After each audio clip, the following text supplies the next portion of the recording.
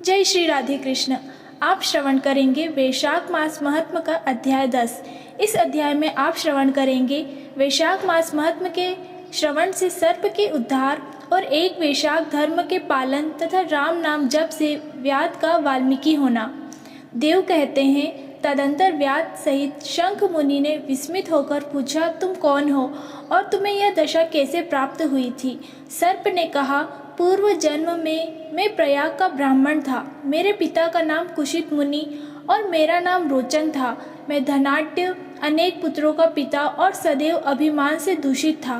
बैठना, सोना, नींद लेना, मैथुन करना, जुआ खेलना, लोगों की बातें करना और सूद लेना, यही मेरे व्यापार थे। मैं लोक निंदा से डरकर नाम मात्र के शुभ कर्म करता था, सो भी दंभ के साथ उन कर्मों में मेरी श्रद्धा नहीं थी। इस प्रकार मुझे दुष्ट और दुर्बुद्धि के कितने ही वर्ष बीत गए।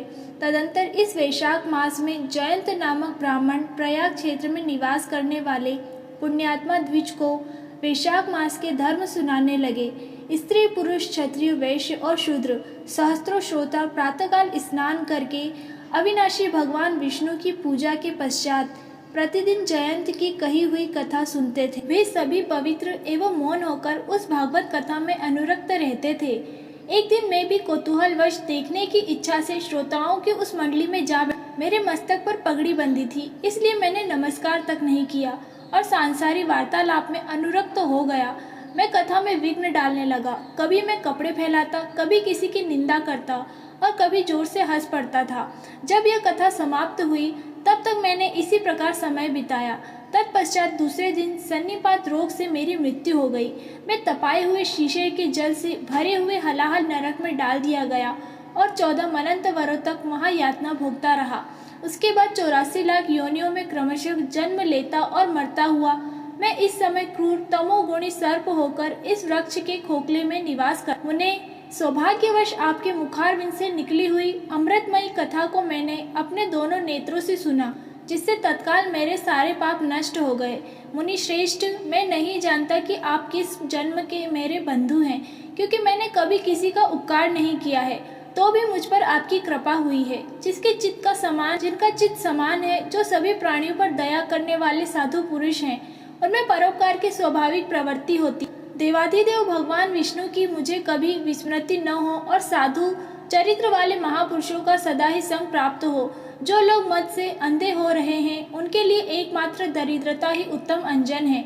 इस प्रकार नाना भांति से स्तुति करके रोचन ने बार बार शंख को प्रणाम किया और हाथ जोड़कर चुपचाप उनके आगे खड़ा हो गया। तब शंख ने कहा, ब्राह्मण, तुमने वैशाख मास और भगवान विष्णु का महत्व सुना है। इससे उसी क्षण तुम्हारा सारा बंधन नष्ट हो गया।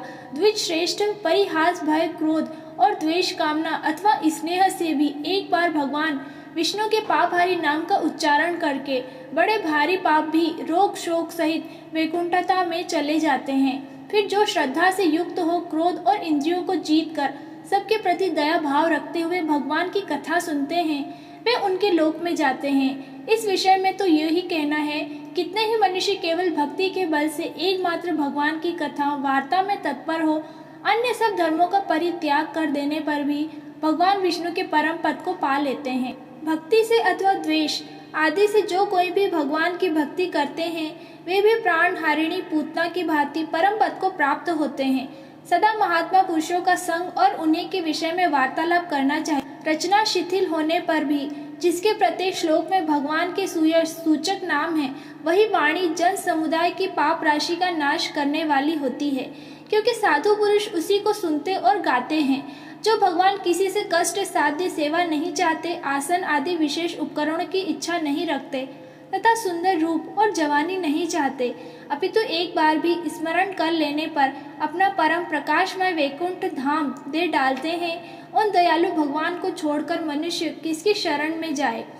उन्हीं रोग शोक से रहित चित्त द्वारा चिंतन करने योग्य अव्यक्त दया निधान भक्त वत्सल भगवान नारायण की शरण में जाओ। महामते, वैशाख मास में कहे हुए इन सब धर्मों का पालन करो, उसे प्रसन्न होकर भगवान जगन्नाथ तुम्हारा कल्याण करेंगे। ऐसा कहकर शंख मुनि व्याध की ओर देखकर चुप हो गए। तब उस दिव्य पुरुष ने पुनः इस प्रकार कहा, मुने, मैं धन्य हूँ। आप जैसे दयालु महात्मा ने मुझ पर अनुग्रह किया है। मेरी यह योनि दूर हो गई, अब मैं परम गति को प्राप्त होऊंगा, यह मेरे लिए सौभाग्य की बात है। यह कहकर दिव्य पुरुष ने शंख मुनि की परिक्रमा की तथा उनकी आज्ञा लेकर वह दिव्य लोक को चला गया। तदंतर संध्या हो गई। व्याध ने शंख को अपनी सेवा से संतुष्ट किया और उन्होंने संध्या काल की संध्या उपासना करके शेष रात्रि व्यतीत की। भगवान के लीला अवतारों की कथा वार्ता द्वारा रात व्यतीत करके शंख मुनि ब्रह्म मुहूर्त में उठे और दोनों पैर धोकर मौन भाव से तारक ब्रह्म का ध्यान करने लगे। तत्पश्चात शौचादि क्रिया से निवृत्त होकर वैशाख मास में सूर्योदय से पहले स्नान किया और संध्या तर्पण आदि सब कर्म समाप्त करके उन्होंने हर्षयुक्त हृदय से व्याध को बुलाकर उसे राम इस 2 अक्षर वाले नाम का उपदेश दिया, जो वेद से भी अधिक शुभ कारक है। उपदेश देकर इस प्रकार कहा, भगवान विष्णु का एक एक नाम भी संपूर्ण वेदों से अधिक महत्वशाली माना गया है। ऐसे अनंत नामों से अधिक है भगवान विष्णु का सहस्त्र नाम, उस सहस्त्र नाम के समान राम नाम माना गया है। इसलिए व्याध तुम निरंतर राम नाम का जप करो और मृत्यु उपरांत मेरे बताए हुए धर्मों का पालन करते रहो। इस धर्म के प्रभाव से तुम्हारा वाल्मीकि ऋषि के घर में जन्म होगा और तुम इस पृथ्वी पर वाल्मीकि नाम से प्रसिद्ध होगे। व्याध का ऐसा आदेश देकर मुनिवर शंख ने दक्षिण दिशा को प्रस्थान किया। व्याध ने भी शंख मुनि की परिक्रमा करके बार बार उनके चरणों में प्रणाम किया और जब तक वे दिखाई दिए तब तक उन्हीं की ओर देखता रहा। फिर उसने अति योग्य वेशाक्त धर्मों का पालन किया। जंगली केत, कटहल, जामुन और आम आदि के फलों से राह चलने वाले थके मांदे पथिकों को वह भोजन कराता था। जूता, चंदन, छाता, पंखा आदि के द्वारा तथा बालू के बिछावन और छाया आदि की व्यवस्था से पथिकों के परिश्रम और पसीने का निवारण करता था। प्रातःकाल स्नान करके दिन रात राम नाम का जाप करता था। इस प्रकार धर्मानुष्ठान करके वह दूसरे जन्म में वाल्मीकि का पुत्र हुआ। उस समय वह महायशस्वी वाल्मीकि के नाम से विख्यात हुआ। उन्हीं वाल्मीकि ने अपने मनोहर प्रबंध रचना द्वारा संसार में दिव्य राम कथा को प्रकाशित किया, जो समस्त कर्म बंधनों को उच्छेदन करने वाली है। मिथिला पते, देखो वैशाख का महात्मा कैसा ऐश्वर्य प्रदान करने वाला है, जिससे एक व्याध भी परम दुर्लभ ऋषि भाव को प्राप्त हो गया। यह उपख्यान सब पापों का नाश करने वाला है। जो इसे सुनता और सुनाता है वह पुनः माता के स्तन का दूध पीने वाला नहीं होता है। जय श्री नारायण। यहाँ पर वैशाख मास का अध्याय 10 समाप्त होता है।